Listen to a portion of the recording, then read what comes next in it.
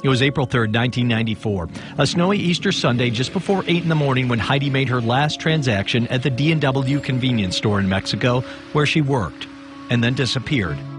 But the big question remains tonight, where is Heidi Allen? They said they grabbed her from behind the counter and dragged her out the door and threw her in the back of Michael Bohr's van. I didn't know Michael Bohr had a white van. Well, it's not even, they didn't even bring her in the house. They just said the van. What do you think happened to Heidi? What was done with her body? He laid down in 2 areas, which was a sign, it's an indication that there were human remains. All I know is they ended up chopping her up. If they would have put that van on my trailer and Heidi would have been in that van, that's where it would have went. Right to the shredder. I've been in this from day one. There's nothing else I can say. This is the story of Heidi Allen.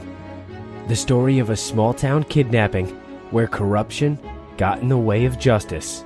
The truth is finally coming out. This is Peebles for the People. And I'm Alex Peebles. Download and subscribe to Peebles for the People on Apple Podcasts, Spotify, or wherever else you listen to your podcasts. Mystery on the Rooftop. I'm Jason Horton. I'm Rebecca Lieb. And this is Ghost Town.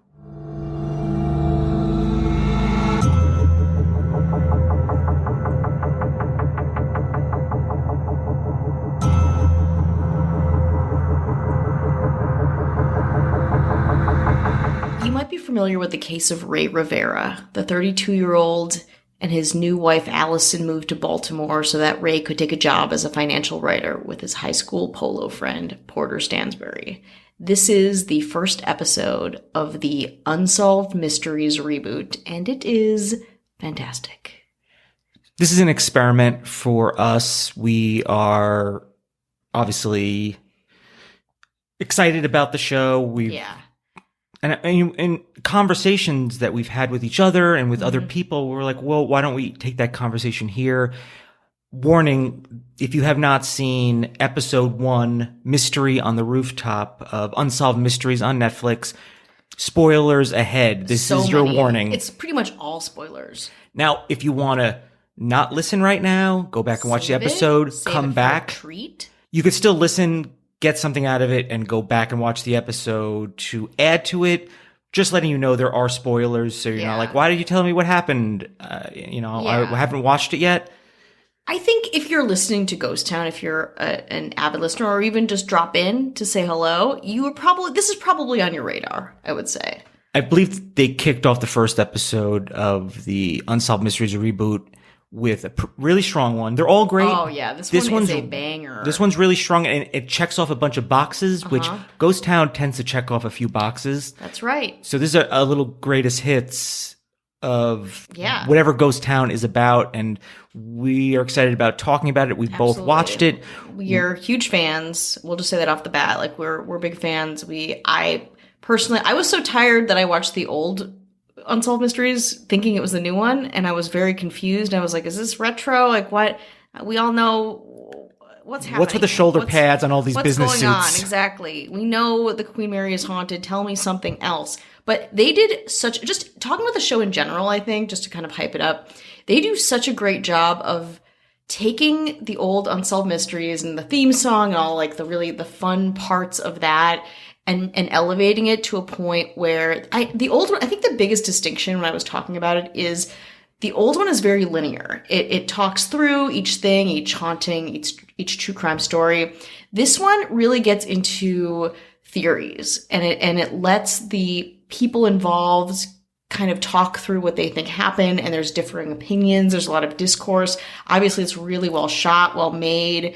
The reenactments are great. The people that they get, like, they really spin together much more of a story. I think it's more of an experience of this time and place. It's really great. And what's great is that Unsolved Mysteries is a pioneer of what we now talk about as mystery, unsolved, true crime. And I think taking the modern version of all of that, I mean, there's so many documentaries and ID channel and podcasts. Yeah. And everyone does such a great job. Not us.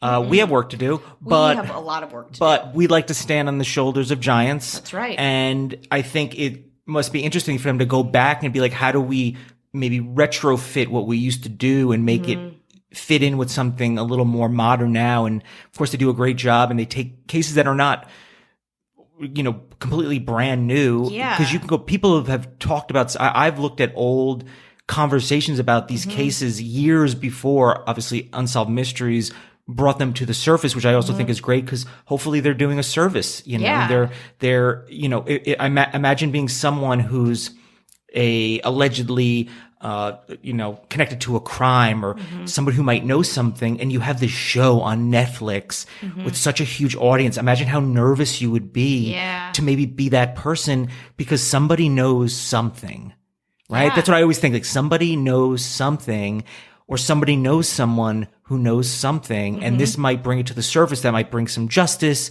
or some peace to the people that have been wronged. Yeah, and also the people that I've talked to, like my brother, for example, never watched the original Unsolved Mysteries. I've watched some of it, but it was not part of my world. I mean, it would be on TV, and I'd catch some of it, but I really didn't know what I was looking at. They terrified me. Absolutely. And I would just like run through them.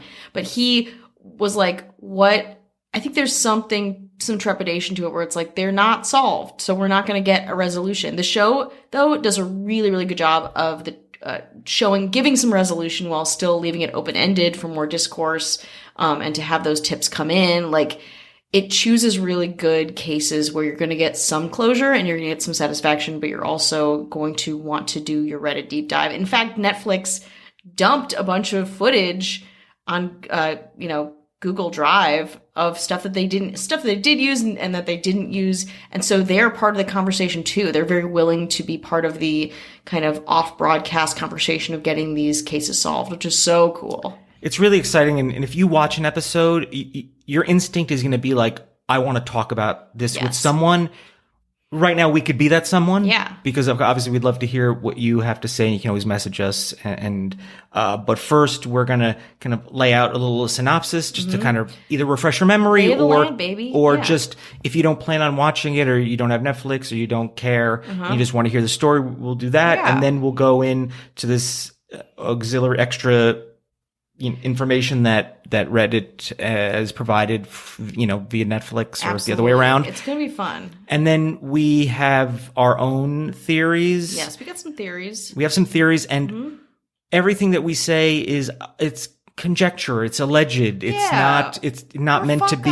We're sitting here in a hot room. What do you want from us? We don't know. We read the internet regularly. We're just like you. And I maybe the only thing that we might have is we've obviously consumed a lot of this stuff. Yeah. And there's always patterns when it comes to delivering the entertainment of true crime. They tend to have somewhat of a pattern that makes it work, that makes it interesting, and makes it obviously what it is today. So knowing that, I took some community college psychology courses. And I am an art student. I have an MFA and a BFA. So here we are. It's a lot of it all out. If there's the missing art case, or like the art theory case. Yeah, you got a painting heist? I don't know. I've gotten B- in psychology because I used to want to be a therapist. There you go. Pre-internet, when I was young. This is as close as you'll get to being a therapist, maybe. And it wasn't because I was like, comedy didn't work out. Maybe I'll be a life coach. Sorry, everybody who turned into a life coach. I'm sure you're great. We just lost half our listenership. No. All right. We lost 3 people. But I know who they are. 3 good ones, though. We lost 3 good ones. Okay, so let's get into it. This is Rey Rivera. So he's 32 years old. He just got married. They start out the episode like this, too. So they bookend it with the love of these 2 people, which is, I don't know. I got very teary during it because Allison, his wife, is throughout it just like being really real with everybody, talking through all the things that happened. It must have been very traumatic for her. Anyway, they moved to Baltimore so that Ray could work with his high school best friend, polo guy. He's an athlete. Porter. Porter Stansberry. Is that a real name? Apparently. Porter Stansberry is like a Bret Easton Ellis character come to life. So Allison goes away on a business trip, leaving her husband and her coworker Claudia, who's staying with her at home. At 9:30 p.m. on May 16, 2006, Claudia tells Allison that around 6 p.m. she hears Ray answer a phone call, respond, "Oh," then rush out of the house in flip-flops, leaving his retainer and soda on the counter, which I think is a very eerie detail. At 5 a.m. the next morning, Claudia calls Allison to say Ray is still not home. He's declared missing for the next 8 days until they find his car, and Allison's parents find his car in a parking lot, which is in kind of the downtown historic area of Baltimore, next to the Belvedere Hotel, which is a very beautiful, again, very old hotel in the middle of the city. His body was only discovered when a couple of coworkers noticed a hole in the top, not the top portion of the Belvedere Hotel, but a bottom rooftop tier. It's a tiny hole. I mean, not tiny, but enough for a man to go through, but not like a hole where you think someone would like bust through. His body was discovered where the hole was found, unfortunately. It was badly decomposed, broken in multiple places that were not entirely consistent with the fall. His flip-flops were totally broken, but his glasses and cell phone were completely fine, unscathed, which also doesn't quite make sense. A money clip, a gift his wife gave him for their wedding, was never found. She talks about this tearing, like through the car, looking everywhere, and never relocating that piece of jewelry. Jewelry? A clip. There was also a tiny note, and this is my favorite part of this, with a bunch of kind of a list of movies, a lot of it's very M. Night Shyamalan heavy, movies, technology, quotes listed on it, and it was shrunken down to be about the size of like a quarter sheet, cut down, and then taped behind the computer. Now, Ray's wife, Allison, knows that it was, or thinks that it was probably part of his creative process. She also thinks that it was done that day because there were clippings in the garbage can from where he presumably cut it open and then taped it. A lot of people think this is a suicide note, like the cops, who are already very convinced that this is a suicide. Ray was a big movie buff, but Allison also did some more research on the note, and putting the opening line into Google, she realized that it was a quote from the Freemasons, which he was very, very interested in. And I actually did a little bit of... the Unsolved Mysteries episode doesn't get a lot into the Freemason aspect of it. When I first was looking, I looked at other people's comparing the other information that was out there previous, because this is not brand new information. And the Freemason stuff was just kind of like lightly touched on, but not really revisited. Yeah. And there is more in that Google Drive, too, that talks more about the Freemasonry. He had, his wife thought it had to do with him writing a script about it, or just kind of a fascination. He had a book, Freemasonry for Dummies, which sounds fascinating in and of itself. So she finds that Porter Stansberry declines to comment during all of this and lawyers up. And the company he ran, which had some fraudulent dealings, also lawyered up. 2 nights before Ray went missing, however, the outside alarm went off. And by outside alarm, I mean like motion sensor? Was it like a motion sensor? I feel like it was like a foghorn thing. And she shows this in the show where it goes off. The police come. They say it's a squirrel, but you can see, she says that the window was tampered with. She also said that Ray comes out with a baseball bat. He's scared both times. He's kind of paranoid, more so than she's ever seen. And that's something that she observed of him and felt like it was warrant enough to talk about being out of the ordinary and cause for alarm. The main detective is reassigned in the middle of the case, which also doesn't do the case much favors. But Allison, again, and her family and Ray's family are all very persistent. They're trying to figure it out, and they don't. Unsolved mystery. And here we are. Here we are. Okay, can I lay out like first impressions when I watch the episode? Yes, you may. First impressions right off the bat. You don't see or hear any video or audio from Ray himself. It's a lot of photos. A lot of photos. I did not realize. Oh, you see a little bit of the wedding at the end? Yeah. Maybe? But there's not, I like to hear people speak. For better, for worse. What does that mean? Nothing, probably. But I like that.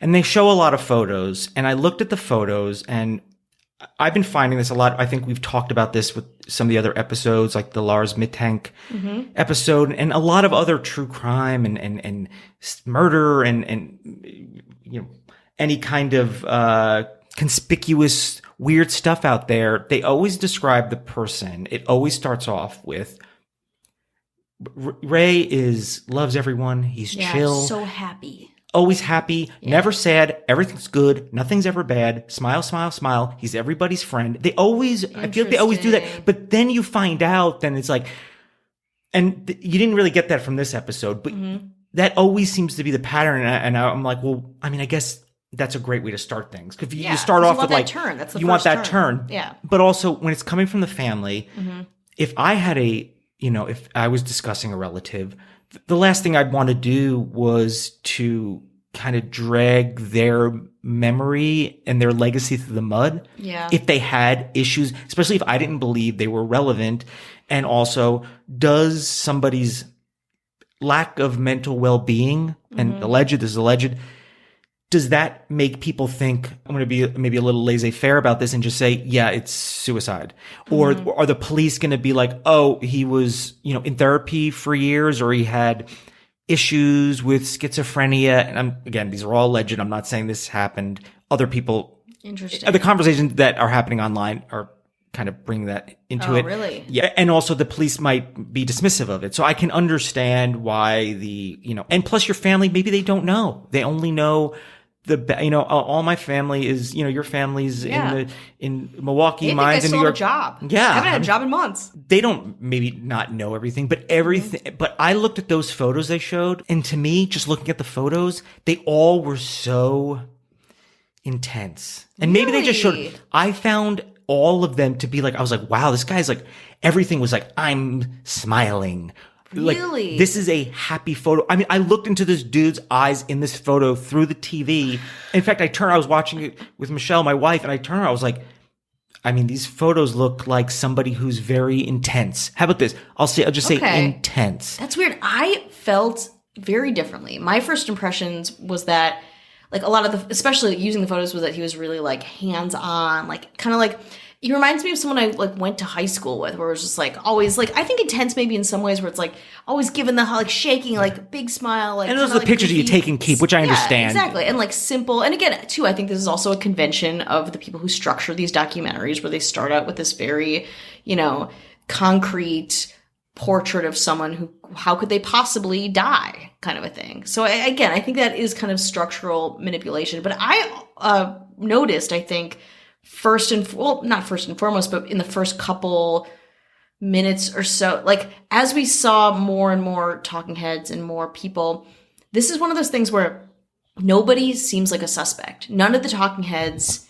seemed like they did it, which it was like, that was such an interesting positive spin on it for me too, where I wasn't, a lot of these things where you're like, did you do it? And especially some of the other episodes of Unsolved Mysteries. Of course, you look at any spouse, family members. It was like all so loving and so concerning, and they were all like so like invested in it, and obviously like very fucked up by it. The interesting things about this case will not be with these people. It will be the storytelling of this case and the irregularity and the mysteries and what happened during these few minutes. Yeah, exactly. And these few minutes, when they do a really great job in assembling a timeline, which I think is great about the show, and it helps keep you on track. I also, and we've talked about religion on here, and how, somebody sent us a nice message saying, hey, you were so respectful about religion. And again, I kind of always do this. I feel like it seemed like the family might have been somewhat, I don't know if it was Christian or Catholic or religious. I think the mom had a huge cross on. And the wife too. She was like God's plan, kind of a thing. Interesting. When I think it's possible, and not every single time, but a family or people are very religious, that could sometimes, and it does sometimes it doesn't, sometimes it has literally nothing to do with this. My bases are covered, and this is not me saying anyone who goes to church on Easter is fanatical. It's not the case, but we all know that various religions, and then there's also cults, and there's, fringe groups, whatever. I feel like that could possibly play into someone's intensity and how they grew up and how they developed as people. Is this part of God's plan? Yeah. Does God, like what I'm doing, doesn't like what I'm doing? although as time has gone on, I haven't really made it really a huge part of it. It's just something I noticed when I watched the episode. Okay, interesting. So when you say intensity, let's just break it down. You think he was struggling with mental illness? I think it is possible that he was at the very, very least eccentric or had some kind of eccentricities, and at the very, very most, either checked or unchecked mental illness. But you can say that about anybody.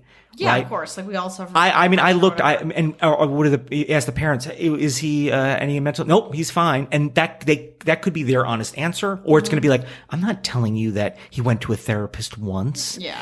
Right. But and especially maybe if you come from a place of religion, and also therapy over the years has, even in my lifetime, it used to be super taboo. Now it's a lot less taboo. Yeah. So there's that stigma of that. True. And culturally too, they said that they were, his parents were immigrants, and certainly like culturally in a lot of cases, again, not saying it's this case, but that can be taboo to seek help for mental illness. But I felt like it was the opposite for me. I felt like he was just kind of a dumb, happy-go-lucky jock guy who got caught up in this specific circumstance and was not realizing how deep he had gotten. So it's interesting that you go internal and I go kind of external. Again, he was a big M. Night Shyamalan fan. What does that say? Now, he moved from Los Angeles, correct? They don't say exactly that he was here as a screenwriter. They just said he didn't make money. Was he here? From what I gathered, and I could be wrong, that they moved. He wanted to be a screenwriter, and I thought they were in Los Angeles for a time, and moved to Baltimore where he got this job. Either way, he wanted to be a screenwriter, right? Yeah. And even the best screenplays don't even get seen. Yeah. It's so competitive. Yeah. There's so much stress. I mean, we've had almost many things happen. So a lot of people. I've had more almost many things than actual things happen. It's a really tough business to be in. Mm-hmm. What pressure does that put on people? Yeah. But also people that are like, oh, I'm a writer. Getting my word out there. It is so important that I do that. The pressure you put on yourself, and also, again, it might not be in this case. It's in a lot of cases.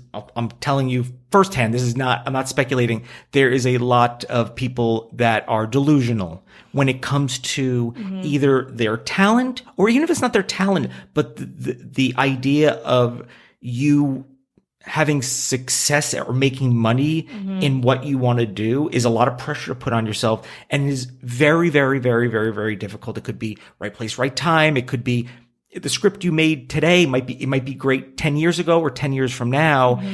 All the pieces have to fit. They obviously didn't for him in a very short amount of time.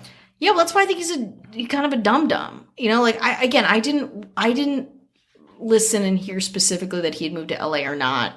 But the idea of writing, and Netflix, I urge you, release the Rey Rivera screenplays. I want to read them. I think others do too. Release the cut. Here's the Rivera cut. Exactly. I think it's one of those things where, he wanted to do this thing. But of course, if that's what he really wanted, he wouldn't have moved to Baltimore to be a financial writer. And she's like, oh, what are you going to do? He's like, oh, well, I'm a writer.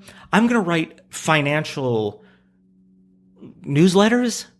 And I found that to be strange is because, and the fact that he doesn't know necessarily about finance isn't important, because anyone could write about anything. No, I know a lot of writers who write about finance here in LA that had know nothing about it. So that didn't feel that strange. But do you really, is it where it's like, hey man, we're dried up here. We can't find anyone with a brain to put sentences together to make these do you really need someone that's like, oh, you're a screenwriter? Good, because the people we have here can't. Yeah, but his friend is old dumb, right. Old polo friend who's like, you need a job? Maybe it's throwing him a bone. A clearly questionable company where it's like, you need a job, come work for my sketchy finance firm. Yeah, I feel like it was somewhat of a sketchy job. Yeah. Maybe his friend's just throwing him a bone, and of probably a very I don't know if it's like a boiler room type thing where. And then, because then they said he was writing for them and also doing freelance videography for them. So it's almost like whatever he needed, his friend was like, yeah, come, we'll throw you some cash for this. Where the cash came from, the Russians? I don't know. Like a catch-all media person or something like that. Kind of like that. And I think that rings believable to me. That rings believable to me. And also like, yeah, he's getting into, like he doesn't know what he's doing. He doesn't know who his friend from high school is associating with at this point. He's 32 now. He's not 18. But I believe what I would get, anything that he is doing, the mind of someone who's like, oh, as a comedian would be like, oh, this situation is interesting. It will be jokes later on, where you kind of take anything that you're doing. You're like, this is all material. Maybe him working for that place. He's like, oh, I can use it for my screenplay. Yeah. And probably also like he just got married. He's like, I guess I'm an adult now. Like I need to like bring some money in for this. They talked about him wanting to have a kid, all that stuff, and being like, time to grow up maybe. Time to like really get grounded with it. Yeah. Baltimore is the second Hollywood, so. It is. I mean, Baltimore as a city, looks like where they lived was pretty nice and not all of Baltimore. Yeah, the house was amazing. But Baltimore, statistically, and I don't know where it falls out right now, is it was known to be a dangerous city. Yeah, huge organized crime rate there too. And also just reading Reddit, just the people who comment are like, lots of crime, organized crime, high crime rate everywhere, crime rate specifically in the Belvedere Hotel. So, it's all around him. Did he see it? I don't know. I mean, eventually I think he did. I also found this interesting, and I was like, are they going to touch on this? And, I don't know what I don't know. I don't know what they've gone over, but the last person that we knew to see Ray alive was his wife's friend. I also found that weird, and that was honestly Claudia? Claudia, and I was just like, that is just like the last person was the woman. Not to say, listen, a woman can stay with the man and not be married. I mean, is it a little weird? Maybe. Depends on who you are.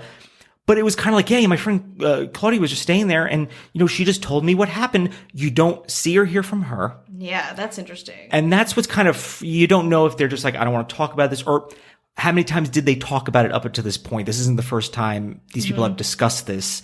It's not like they were like, oh, we want to talk about this case you never brought up before. So and maybe she doesn't want to be involved. I don't know, but I feel like I would love to have heard from her. Oh, absolutely. Because if, again, let's just presume she's completely innocent and was just staying there. And it was a weird situation where her friend. Coincidentally, she's staying there. They said work friends. They didn't say friend. It was a work friend. So coincidentally, the wife, Allison, went on this work trip and her work friend was staying in their house. It just seems very odd. It's an exchange program where you leave one behind or something. Like an Airbnb style. But for her to be on screen and be like, look, I was there for a night. The night this guy disappeared, like how crazy, just minding my own business kind of a thing.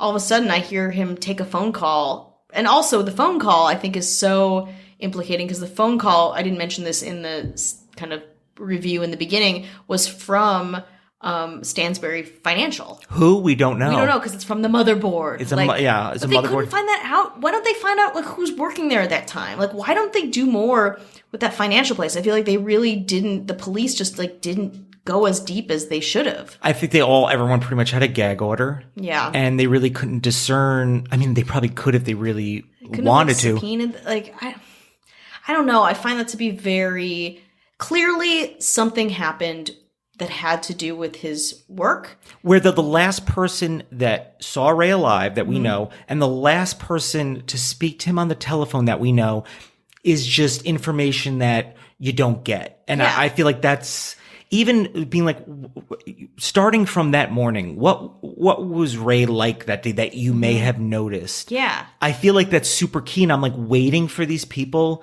to show up and they don't. And it's super frustrating. I'm sure I'm sure the people at Unsolved Mysteries is like, can we get Claudia? Oh no, for whatever reason, where is she? Exactly. Where is she and how is she involved in it? And is it weird that she's there? I'm not trying to be a Puritan or anything like that. I think we're just examining anything that seems out of the ordinary. It may be nothing. It may very well be nothing. And maybe it is nothing. That's not why, and Unsolved Mysteries seems to have their own way of laying out 40-something minutes. Exactly. And I totally understand that too. But I think it's enough there's enough evidence the last call he got in his life was from his place of work. And the fact that they he had to run out of the house. Penetrate that at all seems fucking crazy to me. Now, I try to think, does Rey, he ran out in his flip-flops. Yeah. Is that normal for him? Is that something he's like, he like, if it's something where he's just going to 7-Eleven or he's just going out to pick someone up or whatever the case may be, does he normally go out in flip-flops? Or is that something where he's like, I've never seen him just like anytime he leaves, it's like somebody's like, I don't leave the house without a full face of makeup. I don't know. It's one of those things. I would like to know those things, because if it's something that he does normally, that makes it like, okay, so he did leave abruptly, but he always kind of leaves that. But what does he normally leave behind? What does he normally take with him? Like, you put your retainer back in your retainer case if you're my dentist talking to me. Yeah. Do you do it? Yeah. Well, I don't know. But yeah, he left in a hurry in flip-flops. Again, not like ideal driving shoes. And also, like, what call from his place of work would warrant that too? I get it if it's like a call from some unknown number or like a personal number or a friend. And it's after work hours. It's late, later at night. What would that be? Like, who would that be from? Again, was it kind of baiting him? So he drives to this parking lot. He parks. We know he gets there in his car at some point. But then it's like from there to the roof. To the room below. And that's where this all sort of lies. That's where the theories really like branch apart and expand, and that's really interesting. The physical seemingly impossibilities to get that human into that hole is what a lot of the episode covers. Trajectories, or did a car hit him and send him flying? But you look at that hole, and the first time I looked at that hole, I was like, a human being didn't fall through. Yeah, I agree. You'd have to almost like kind of jackknife. No, I don't know if it's jackknife, but you'd have to jump in straight like a bullet. Bullet. And who would think to do that? And who would be like, well, this 9 times out of 10, this is what's going to happen. It doesn't make any sense. And I was kind of looking to see if there was any DNA, because the lead detective at the time, he's like, I could fit through there with like barely any room. And he's a pretty big dude. He wasn't like a tiny dude. No, he was like 6'3" or something. Yeah, and the police officer was a pretty big dude. So, and was there any DNA, skin? Yeah. There seemed to be. It seemed the hole either seemed to have been there already or created. I don't know how fresh it was. Yeah, because I played it back and I was like, okay, so we don't know if this guy went through this hole. We know that there is a hole and a badly decomposed body under the hole. But yeah, it just doesn't seem like. And I was also reading on Reddit, and they were talking about fall trajectories and how usually alive, dead, the heaviest part of your body is what falls first. So it wouldn't be his feet unless other people were saying if he was still alive, maybe his feet, but it wouldn't be his feet. It'd be kind of his, like pelvis, like stomach, like more of his torso, which wouldn't create such a tiny hole. There are things that allude to the movie The Game. Interesting. Have you seen the movie The Game? I have not, but it's also on his list, right? It's on his list. And spoiler alert, the movie's very old, but in the movie The Game, it's Michael Douglas is part of what seems like it starts out like a game, but then seems very real. And it ends with, this is not how the movie ends, but there's a scene where it ends with him jumping off a building of a hotel into a lower part of a hotel. What? It is very coincidental. At least, at most, it's part of it. Reenactment of The Game? Jesus. It's an interesting kind of borderline on conspiracy, but it's mentioned on that little piece of paper. When you see the little piece of paper, it's a teeny. It's so small, like as if he's like, I don't like to waste any paper. I make it very small. I had a good friend of mine. Taped like a psychopath would tape something.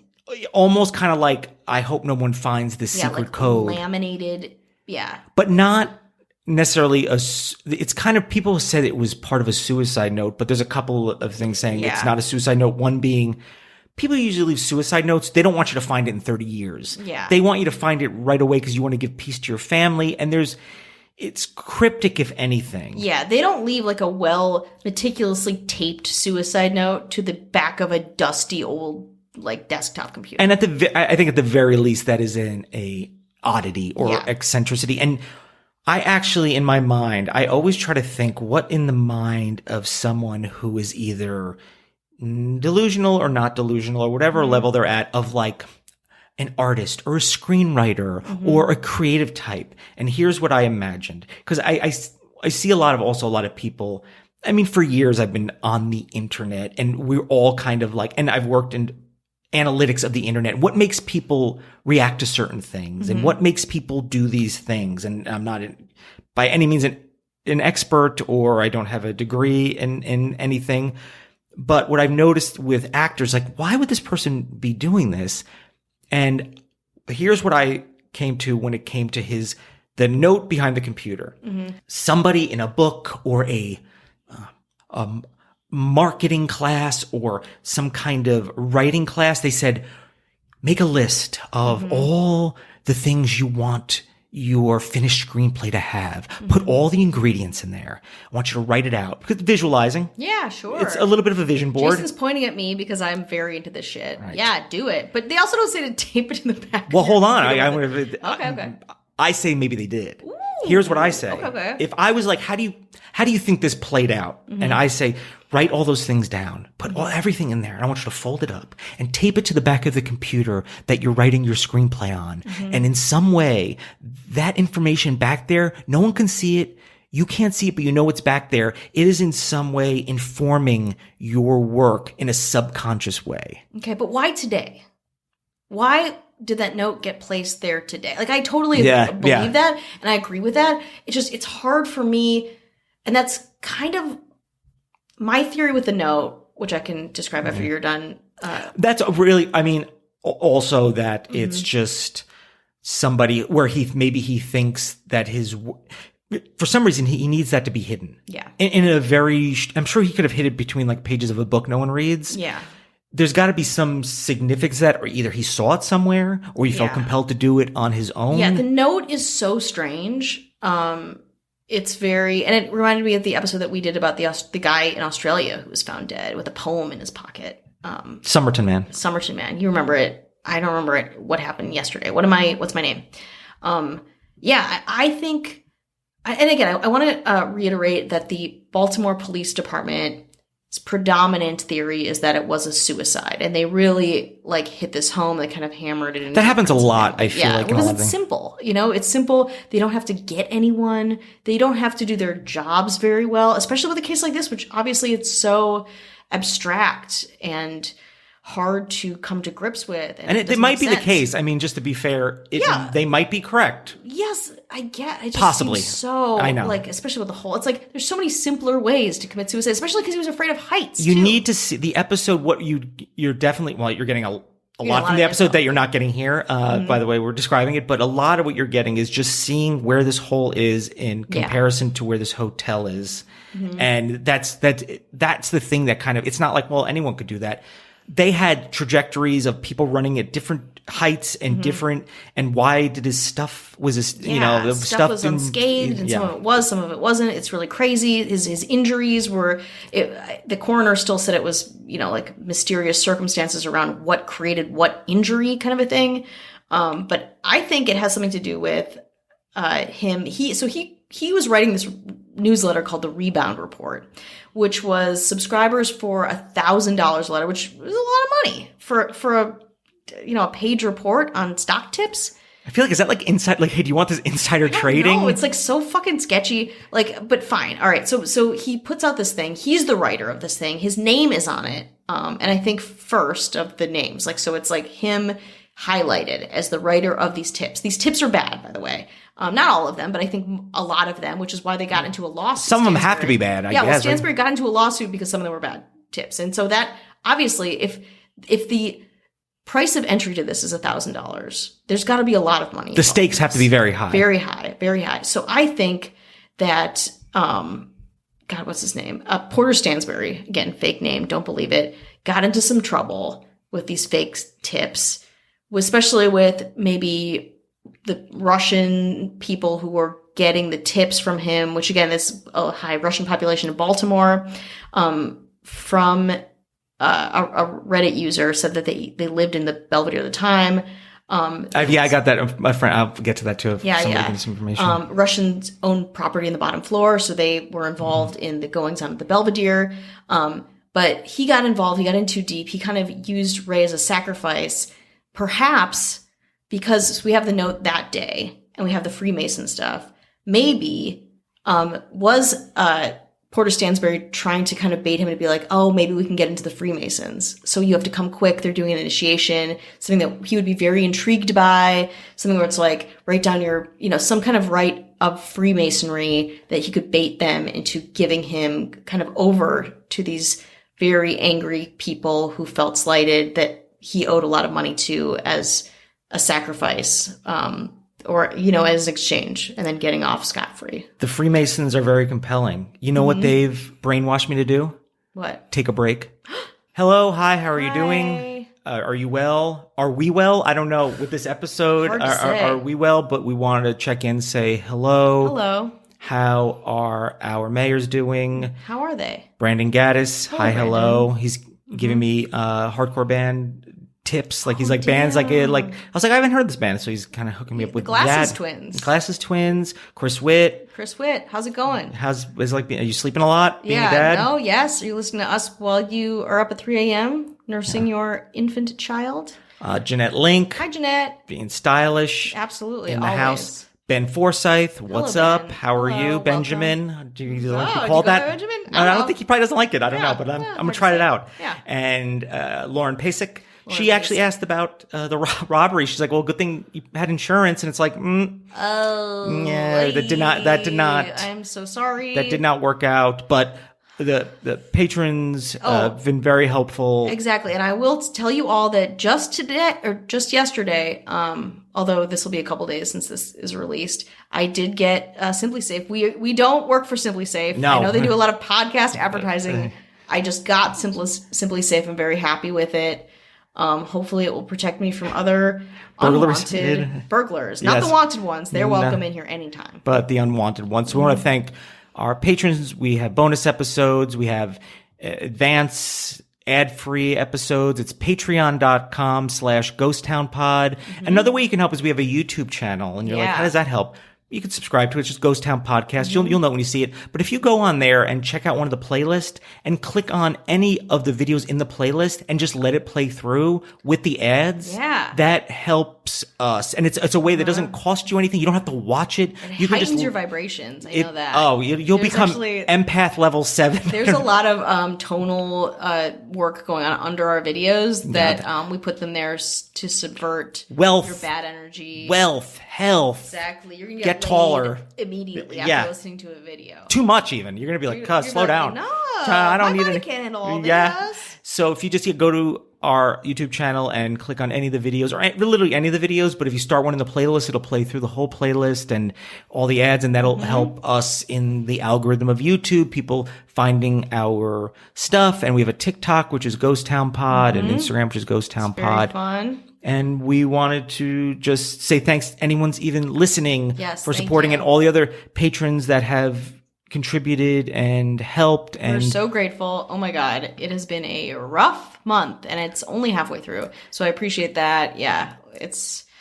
And anyone who's left an Apple podcast review, thank you. We could always use some more. Rate and review on Apple Podcasts. It is super helpful. And then also let us know while we're here, do you want us to do more of these episodes from Unsolved Mysteries? Or do you want something that's not based on what we watched on a television show? Do you want more or less homework? Do you like your homework? Are you in school at all? Where are we? Is this your only education? Are we homeschooling you? I hope not. Hopefully you'll be homeschooling us. Or is it the hardest and greatest job we've ever had? Yeah. So it's hard to say. We'd love to hear some feedback on that. Yeah, that would be really great. And also, if you are digging in, if you have been watching, let us know your theories. Let us know if you agree with I've watched all of them. You're still behind. I have one more. So you're probably by the time anyone gets to you, you'll have watched that one. I'll be ready to talk. So we're ready. We're ready to hear from you about this episode or any episode, and perhaps we can include it in a future one if you will allow us. Yeah, I think it's very fun. It's very fun to talk this through. And do you want to go back in? Let's go through that hole. Let's go to seek the truth. Let's go through that hole. So I looked through and you looked through the dump that Netflix did on Reddit, which isn't really like that big. Like I think they have more than that. I was a little disappointed because I think some things were really, really important and really cool that they didn't allow, but other things were just kind of rehashy stuff that you already got if you watched the episode. One thing that I looked at and I thought was interesting, I don't know how much it was discussed in the episode, I don't think much, is the helicopter theory. Yes. And what they're saying is, could he be dropped from a helicopter? And that seems like it makes a lot of sense. Totally. But still, how do people fall from helicopters and how specific would it have to be? Because I'd imagine there might be some flailing around and might not leave a torso-sized hole if the body is sideways. I don't know what. Or was he tied up, fell through? They untied him and they dropped the stuff. It could be. Yeah, it looks like the helicopter stuff is interesting, but I also don't agree with it because helicopters are so noisy. And part of this whole thing, nobody at the Belvedere, nobody around heard anything. And what they were saying is that for a helicopter to truly get close enough would be very, very difficult scientifically for a helicopter to be where it needed to be. And also, the police chief says if they wanted, not chief, the lead investigator, he says if you wanted to like get rid of this body, the harbor is nearby. Yeah. You can just drop it right in the harbor. You know what I mean? Like if that's your end goal, why dropping it through this hotel is making more open doors than closed. So the helicopter theory is mentioned heavily on here. Now, no one's seeing them in the hotel. Yeah. I think back to the podcast Serial that kind of really kicked off a lot of this stuff. Oh, yeah. And the idea of going back and truly remembering things. Like if somebody said, hey, I want you to remember something from 20 years ago, please. How much would you really remember? How accurate would it be? And I feel like we could, if you're not looking for something or someone, you could technically see an individual and not register it. Is it possible in this hotel that Rey Rivera was seen, but people just did, no, I did not see this person. Yeah. It doesn't mean he wasn't there. I think or not seen. If someone, if the person that did this in the hotel was a big player in the hotel, had an apartment, a complex, had a lot of power, they probably went up a freight elevator. They used some undetected things to get into this place. He was also on a top-ish floor under the roof. So there's so many ways to get through, and I know they talk about you have to go through a lobby or whatever. Do you? I don't know. And I imagine you don't have to go through. Listen, if I was the owner of the hotel and I wanted to get in there, I was like, I don't want to go through the lobby. I'm sure they'd be like, well, we can find a way for you to get in there, sir. So I'm an sure. Old hotel, like, come on. And then the cameras. Yeah.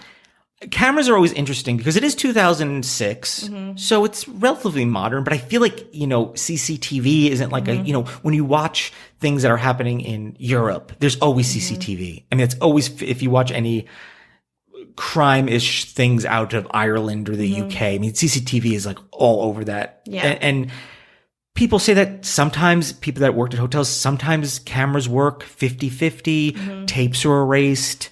I mean, whether conspicuously or inconspicuously erased. Yeah. And if you don't want to be seen from a camera, there's probably a way for you to do that. Yeah. And like my friend David Prater, he just a few hours ago, he didn't know that I was doing this episode. And I think I may have mentioned a couple of weeks ago watching this, he was like, so the Russians killed Rey Rivera. And I was like, wait, whoa, how'd you know that I was about, it was very strange because I was doing like some little extra research on this. Totally. And he was like, so the Russians, because they, like you said, that bottom floor is a restaurant. Yeah. And here's a comment that I found on Reddit. Someone said, I lived in the Belvedere at the time. There were a very suspicious bunch of Russians who owned property on the bottom floor. Everyone seemed to think they were involved in organized crime. We lived on that side of the building, the side that he died on, but we didn't hear anything. I don't remember anyone else say they heard anything either. If anyone, he probably would have been found. It's not a hotel, it's a residence, right? It's a residence. I'm not sure. I guess I think it is it's the Belvedere Hotel, but I think it's a place that has lofts or it's a living place, but rehab, and it's not, it's not like swanky.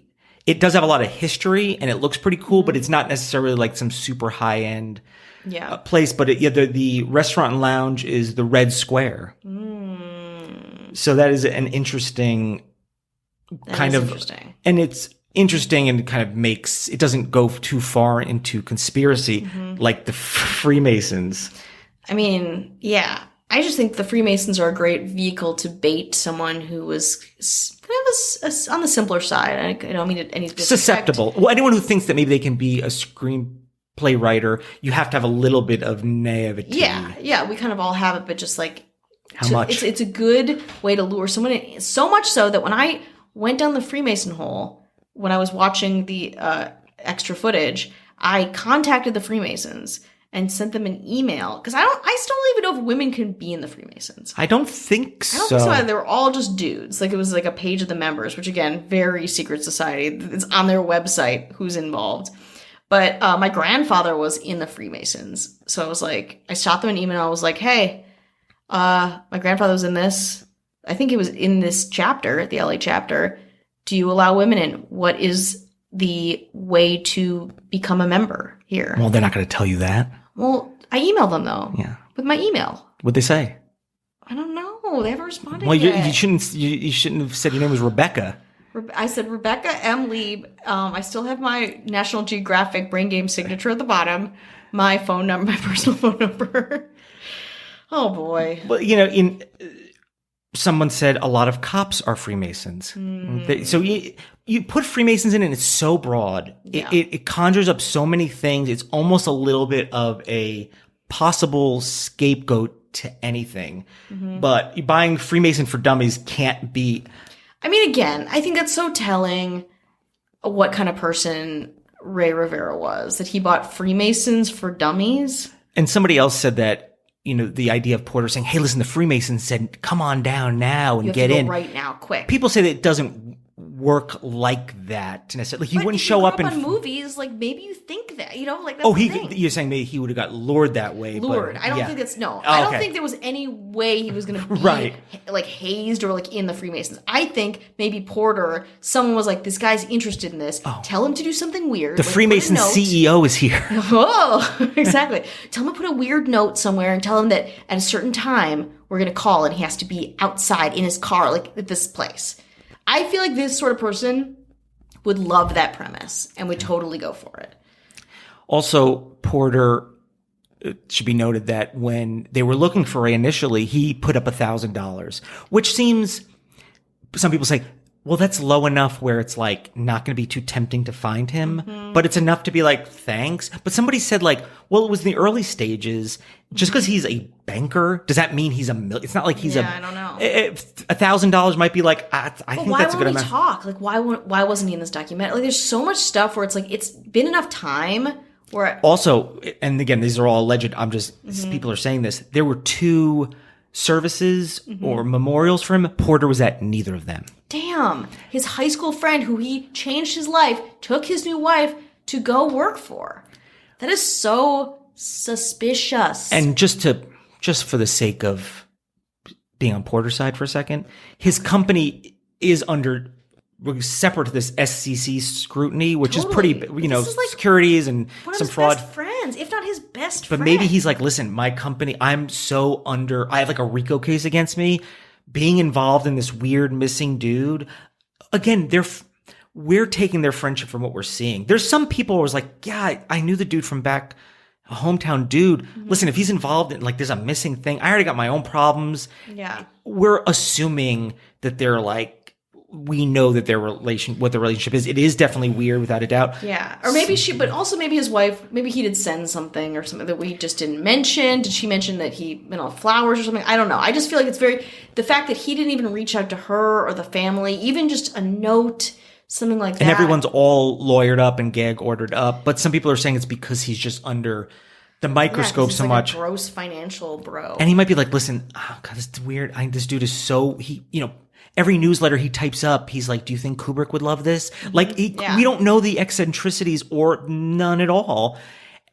There's a couple of allegations that Porter and him were lovers. Ooh, love that one. Other allegations that Allison and Porter had a thing. Ooh. Again, that I think anything's possible and people are just connecting trying to connect dots where maybe. What would that mean, though? If they had a thing, so what would that mean for his disappearance?